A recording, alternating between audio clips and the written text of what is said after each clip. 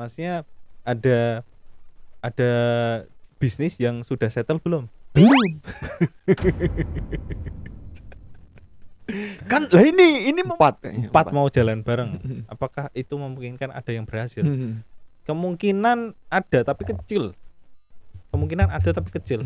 Atau mungkin tidak ada. Tergantung actionmu, Mas. Itu sih. Tergantung actionmu. Sama fitur, benefit, kemudian yang lain-lain itu apakah sama atau bahkan mungkin lebih jelek, Mas? Lebih jelek kayaknya.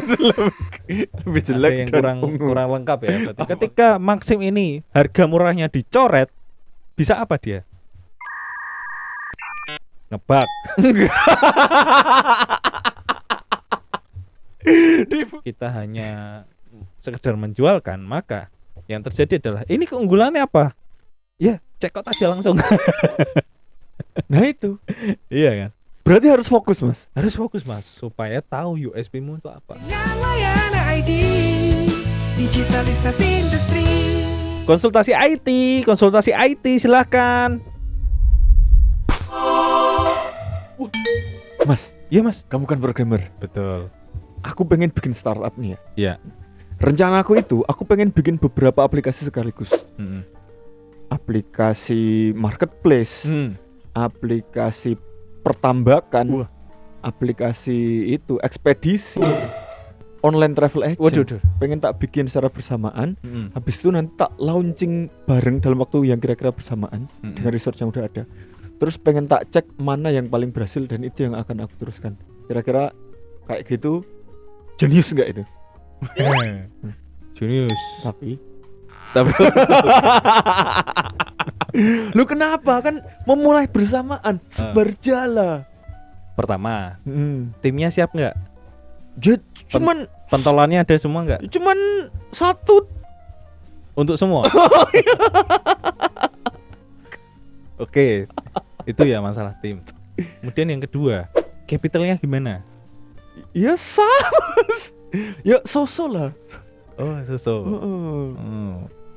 Terus pasarnya sudah ditentukan atau sudah tahu siapa yang mau disasar gitu? Marketplace kan ya yang nyasar orang-orang seperti itu.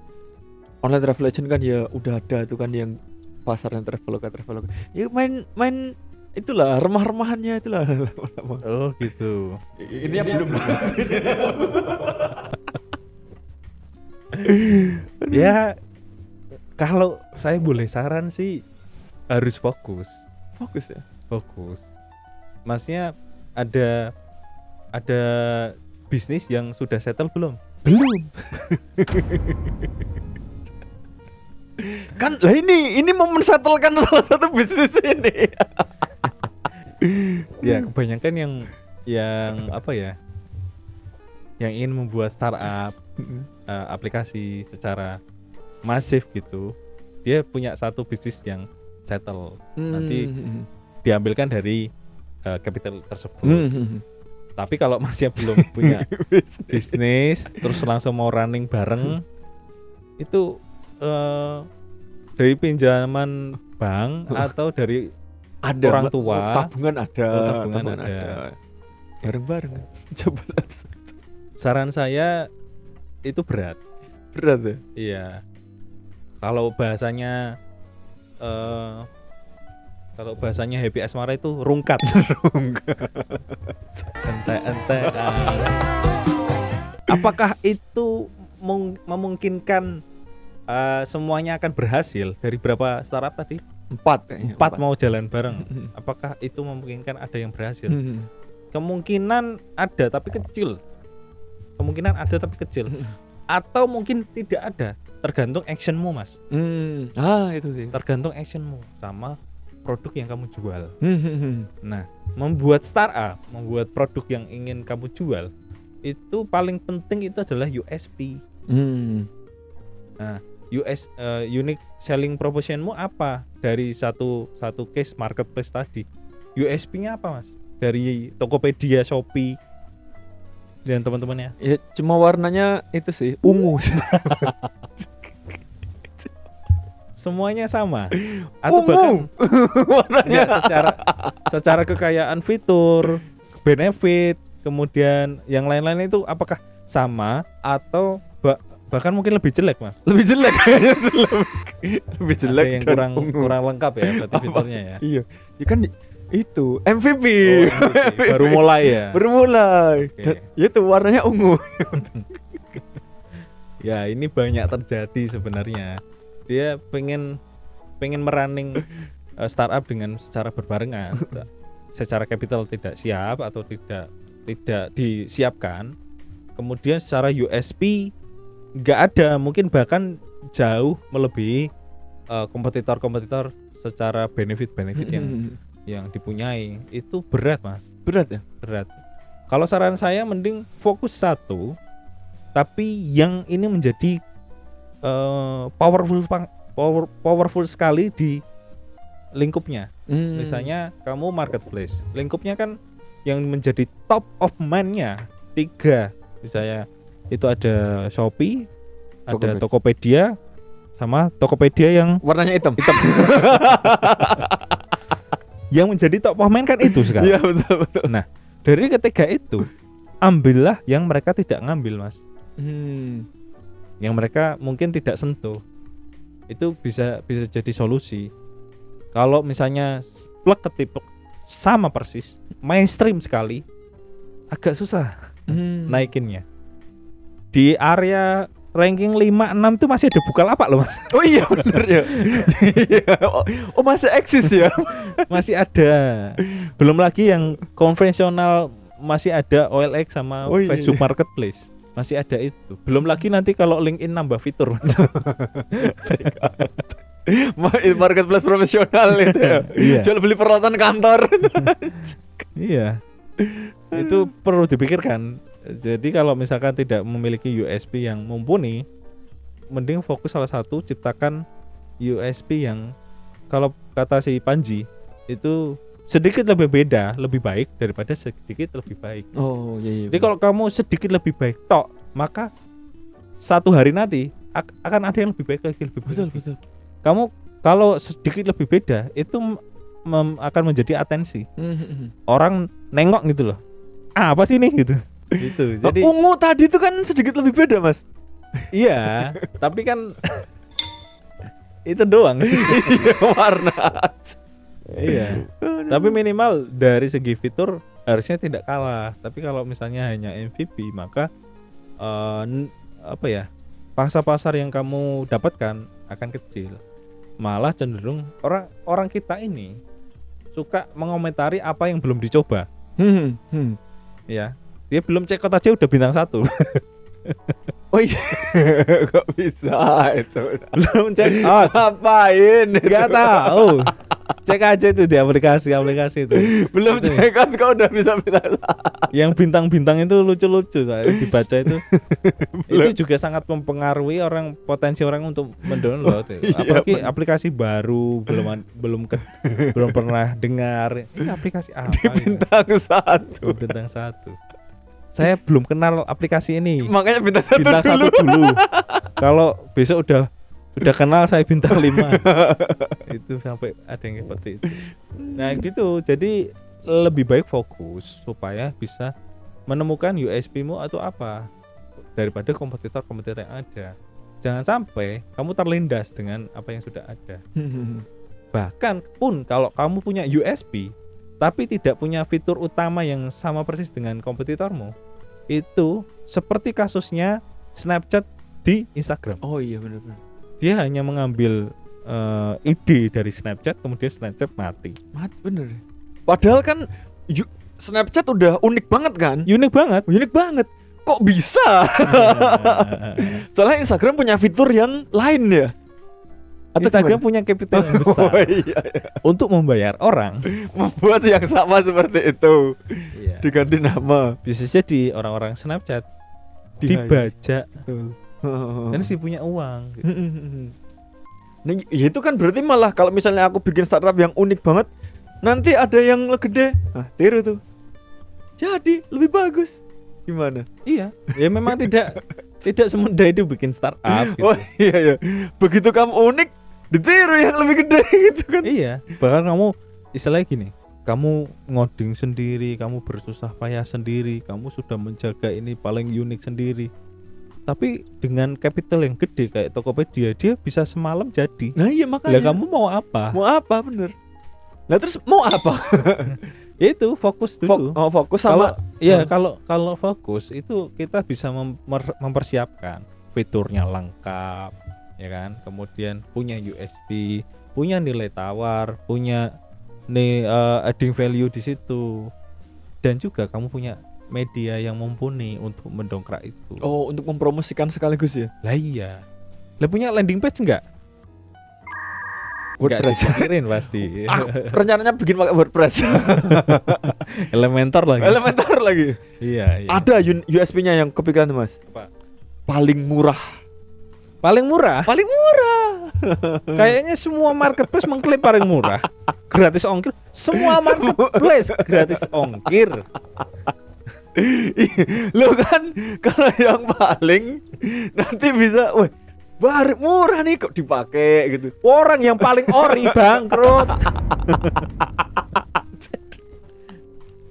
Ya juga ya. Benar enggak? Benar. Kurang besar apa capitalnya? Paling ori bangkrut ya. Ini memang harus dipikirkan betul-betul. Nggak bisa kamu 4 startup jalan sekaligus dengan capitalmu yang segini-segini aja, Mas. Yang satu aja susah ya. Satu aja susah.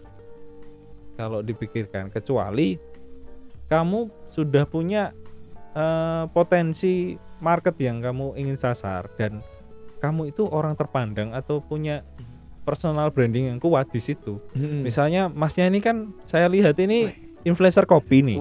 Ya kan? Nah, kenapa enggak membuat sesuatu yang berhubungan dengan kopinya itu? Kenapa harus di luar kopinya? Marketplace kopi. Nah, udah diseriusin aja di marketplace kopinya. Ditambahkan adding value apa yang belum ada di marketplace lain. Oh iya benar ya. Misalnya barista verified untuk mereview beans yang dijual di situ. Oh iya benar juga ya. Itu salah satu USP-nya, Mas.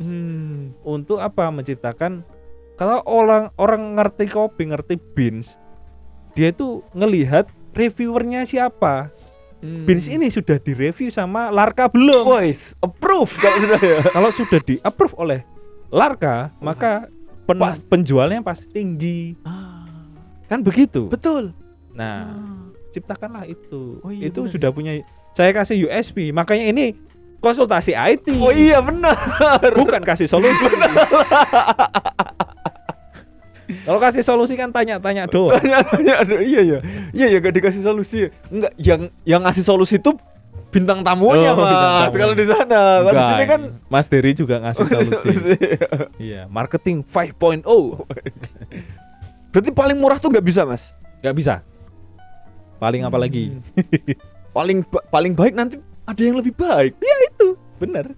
Berarti nggak bisa membranding yang paling ya? Nggak bisa. Karena pasti ada yang lebih daripada yang paling itu ya. Betul.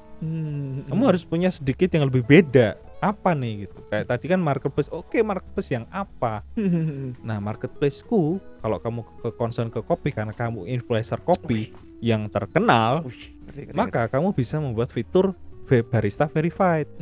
Ketika beans ini sudah di-verified oleh barista ini yang pengalaman tahunan di industri kopi, maka pasti penjualan beans itu akan naik.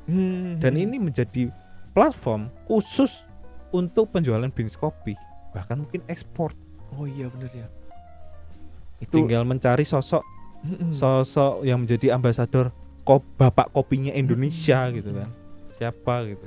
Sayang itu nanti Pak Prabowo kan ngopi terus dan kucing. Itu nanti izin saya mau ngopi dulu sambil mainan kucing.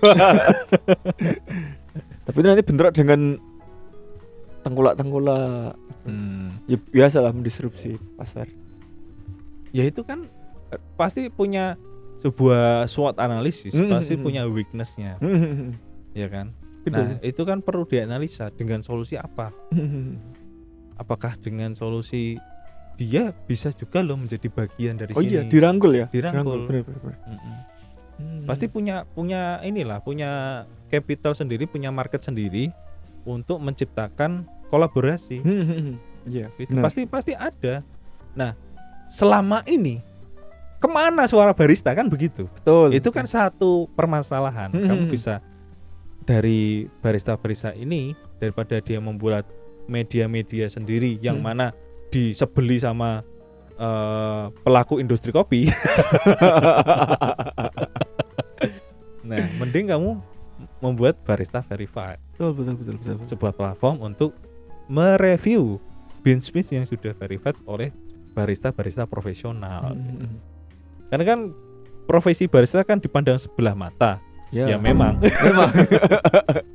Tapi sebenarnya yang jadi permasalahan barista tuh kan katanya bilang karena gajinya kecil. Sebenarnya enggak juga. Ya itu juga. Ya gitu intinya. Kalau kamu bikin marketplace atau aplikasi lah, aplikasi itu jangan semuanya jalan bareng. Kamu harus fokus supaya bisa menentukan USP-mu itu apa, dan ketika kamu meraih itu, mendapatkan itu, maka ke depan penjualan atau akuisisi pasar itu lebih mudah, Mas. Gitu. Tapi ini Mas, wah ini anomali dari yang kamu bilang tadi. Maxim. Sama persis fiturnya. Lebih jelek. Fitur-fiturnya lebih nggak lengkap. Kok laku? Karena dia murah. Nah, paling murah. Betul. Nah, tapi ada permasalahan di balik paling murah itu, Mas. Apa? Ketika Maxim ini harga murahnya dicoret, bisa apa dia? Ngebug. Dibuka. Mungkin yang Anda maksud Gojek.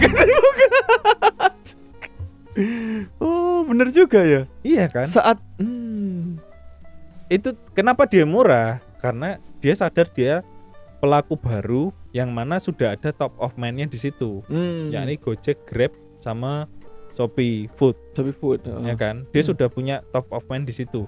Ketika ucuk ada brand baru, maka apa yang harus dia lakukan? Murah. Tinggal nunggu waktu kapan ini akan normal. Ketika dia normal, artinya harga murahnya dicoret. Betul. Jadi apa dia? Jadi ojol warna kuning doang. Loh, tapi kan kalau kata orang-orang itu mengubah habit. Dari? Ya, maksudnya perilaku. Nanti kalau sudah sering pakai Maxim, sudah militan pakai Maxim, kayaknya meskipun mahal, mungkin harapannya Maxim tetap dipakai mungkin. Ya, iya kan harapannya. Pasti kan ada konversi. Betul. Ada konversi. Kecuali kamu ekosistemnya itu sudah jadi gitu. Misalnya kayak Gojek, ekosistemnya sudah jadi, kemudian dia menormalkan harganya, kemudian meng-PHK sebagai karyawan untuk menstabilkan pengeluaran dan pemasukan. Itu sesuatu yang wajar. Oh iya benar. Nah, misalnya kalau Maxim belum mendapatkan level yang dia mau, misalnya berapa? 100 juta pengguna misalnya. Ketika dia belum sampai di situ, kayaknya dia akan tetap mengincar murah terus ya. Kalau sudah mencapai level itu, baru dia harga normal. Nah, harga normal penurunan bisa sampai 70%. Iya benar. Yang bertahan paling 30%. Nah, dari 30% itulah yang dia kelola. Oh benar ya. Jadi loyalty program kayak apa kayak gitu. Kalau kayak Gojek tadi, itu kan dia akhirnya menciptakan ekosistem ya. Entah dari GoPay-nya, pokoknya intinya nggak cuma ojol aja. Sehingga orang mau nggak mau pakai aplikasi Gojek meskipun nggak pakai ojolnya. Bisa untuk nonton, beli tiket film meskipun sudah dihapus fiturnya, atau bisa untuk mungkin pay letternya, langganan Netflix atau apa. Jadi ekosistem itu yang dibentuk sehingga meskipun ya udah ojolnya memang mahal, tapi kamu tetap pakai kan untuk hal-hal lain. Oh, jadi menciptakan itunya ya. Bener. Kayak gitu. Jadi bisa jadi gini, ojeknya jalan nggak jalan tetap jalan, walaupun mahal tetap dijalanin, tapi kamu nggak sadar bahwa Gojek sekarang penghasilannya akan lebih ke depan ya, akan lebih besar. Bahkan pemasukan Gojek itu untuk tahun-tahun ke depan bakal lebih besar secara B2B. Betul. Ya, ini integrasi API, kemudian transaksi dari bisnis, misalnya aku perusahaan, ingin memakai one stop solutionnya Gojek, mulai dari misalnya apa, saya sales lah atau apa untuk pergi ke sana, nggak perlu bawa uang, tinggal daftarin aku perusahaan ini udah sampai. Oh, pakai layanan si Gokarnya itu ya? Oh iya. GoCorp namanya. GoCorp ya, iya. Oh. Pasti gitu. Kalau kamu punya layanan B2C, nanti kamu akan menjadi besar ketika sudah punya layanan B2B. B2B. Oh, benar. Kayak Flip. Flip itu kayaknya gratis deh. Kayaknya iya deh. Gratis kan? Tapi sebenarnya dia itu B2B. Untuk perusahaan-perusahaan gede mentransfer dari line rekening. Harusnya perusahaan gede kan udah punya banyak rekening harusnya ya. Ya kan pasti ada juga perusahaan menengah yang tidak ke atas tapi menengah banget gitu. Menengah banget ya. Itu pasti bisa menggunakan layanan dia gitu. Misalnya apalagi perusahaan yang startup yang misalnya gratis gitu. Sebenarnya itu tuh B2B. Bahkan mungkin ada yang SAS juga gitu. Nah, itu SAS. Nah, gimana? Kalau aku bikin SAS aja gimana? Tapi fokus enggak?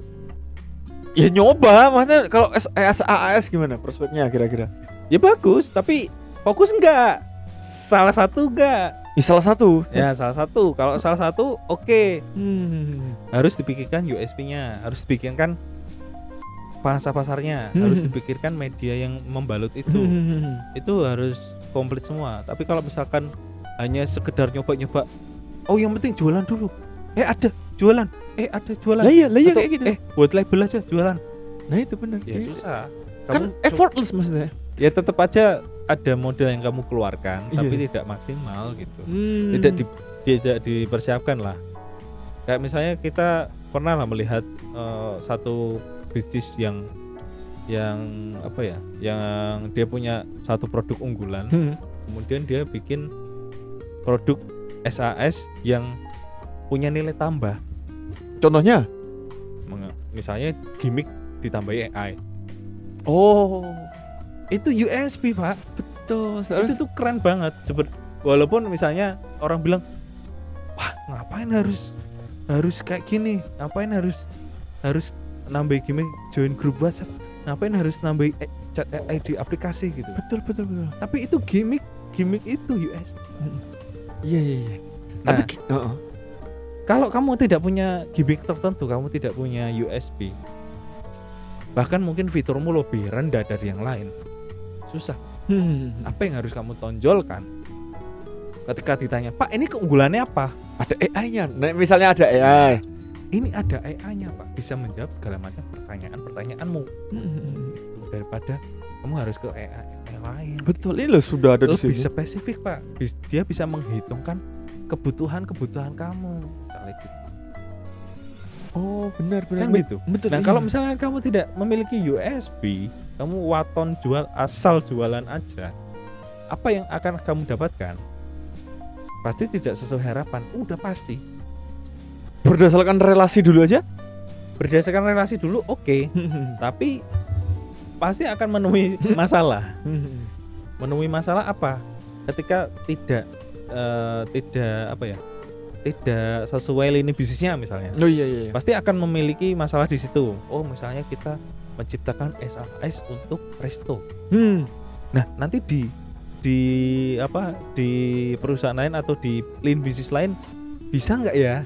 Oh benar. Sedangkan yang bisnis lain bukan resto gitu ya? Bukan resto. Oh. Nah itu bisa jadi situ. Nah, kan makanya harus fokus. Hal sekecil itu, sedetail itu perlu dipikirkan. Nggak asal cuman ada white label terus besok dijual, nggak begitu. Harus dipikirkan. Nah itu tadi yang saya cerita, yang dia nambah gimmick AI itu sebenarnya keren, walaupun teman-teman yang mencela, wah opo kok ini gitu ya. Tapi secara orang bisnis aku paham. Oh dia mau nambahin adding value nih untuk jadi sebuah USP. Itu aku paham. Wah ini keren sebenarnya. Tetapi Mas, kan harus gimmick itu kan harus sampai keluar Mas. Kalau cuma gimmick di internal, itu kan sama aja nggak berhasil gimmicknya. Berarti kan memang tetap harus ada komunikasi keluar terkait gimmick itu kan. Betul. Nah itu gimana cara penyampaian keluar? Kita punya AI nih yang bisa menghitung finance semua gitu. Ini SAS, ini aplikasi untuk finance gini yang bisa untuk ada AI yang bisa gajimu sekian gini. mencapaikan keluarnya gimana Mas? Banyak cara. Bisa melalui promosi, bisa kamu join community bisnis terutama. Itu sangat-sangat membantu. Bahkan mungkin kayak Kamar Dagang Indonesia itu sangat membantu. Kemudian pengusaha muda HIMNI itu sangat membantu juga. Level-level seperti itu tuh dibutuhkan. Kan relasi bibir ketemu bibir lagi. Mulut ketemu mulut. Iya. Dari mulut ke mulut. Iya, relasi pertemanan mulut ke mulut tuh cepet gitu. Nah, yang perlu diperhatikan juga bagaimana kita membungkus itu. Nah, membungkus itu ada yang kayak gini juga serupa, kemudian kita ATM atau belum ada sama sekali kita pionirnya. Nah, itu hal-hal sekecil itu tuh perlu diperhatikan. Nah, kalau misalkan itu yang paling menyebalkan itu ketika kita jualan tapi kita tahu kalau produk ini lemah gitu. Itu rasanya gimana gitu. Iya. Itu nggak enak loh Mas. Jadi betul. sangat misalnya kamu jualan beans kopi, kamu tahu ini lemah. Ini nggak enak nih, itu paham aku ya kan? Ini lemah loh sebenarnya. Bisa diserang dimanapun loh. Betul. Bisa kalau ketemu pendekar kopi ini habis ini. Tapi kamu harus jual ini. Itu susah itu ya. Iya. Gimana coba? Gimana? Nah itu. Kalau kamu ini beansnya ada plusnya, tapi ada minusnya juga, tapi banyak plusnya. Pasti kamu pede, confident. Betul. Iya kan? Kamu menciptakan media, kamu menciptakan community, kamu membranding ini, kamu mempromosikan ini pasti dengan confident, dengan senang gitu. Ya kan? Bisa tanya, ini keunggulannya apa? Ini keunggulannya. Betul, iya. Kan? Nah, jika tadi kasusnya kita hanya sekedar menjualkan, maka yang terjadi adalah ini keunggulannya apa? Ya, check out aja langsung. Nah itu. Iya kan? Berarti harus fokus Mas. Harus fokus Mas, supaya tahu USP-mu itu apa. Tadi berarti produk harus pede dulu kita. Baru nanti dikasih gimmick. Baru bisa dijual. Iya, dengan pede, dengan fokus itu. Iya. Nggak bisa dong produknya lemah, mau dikasih gimmick apapun, iya laku, tapi mungkin paling banyak yang protes mungkin ya. Banyak yang protes. Asal kalau kamu pengen masif tapi yang protes lemah, bisa. Gimana? Pakai brand ambassador Fuji. makan dulu. Oh, brand ambassador itu sengefek itu. Meskipun produkmu lemah. Betul. Oh. Brand ambassadornya besok siapa yang gitu tinggal dipikirkan. Ya tinggal kamu cari yang Korea aja. Korea ini Pak. Besar loh pasarnya. Iya kan? Iya betul. Walaupun ada kelemahan pun mereka menutupinya loh. Dibantu fandom besok. Iya berarti sampaikan Mas besok ya. Cari brand ambassador yang Koreaan. Ya bagi teman-teman yang ingin membuat startup, aplikasi, produk dan semacamnya, itu perhatikan USP dan juga jangan terlalu maruk untuk membuat ini sekaligus, karena nanti nggak fokus. Jadi buatlah satu aplikasi, satu layanan yang kamu kuasai, yang kamu pede jualnya, yang punya adding value, yang punya gimmick tersendiri dan punya USP. Itu insya Allah bisa terjual. Tergantung bagaimana dipromosikannya atau dilakukan caranya seperti apa. Yang penting fokus. Oke, jangan lupa komen di bawah mau bikin startup seperti apa, dan jangan lupa saksikan konten layanan selanjutnya. Bye bye.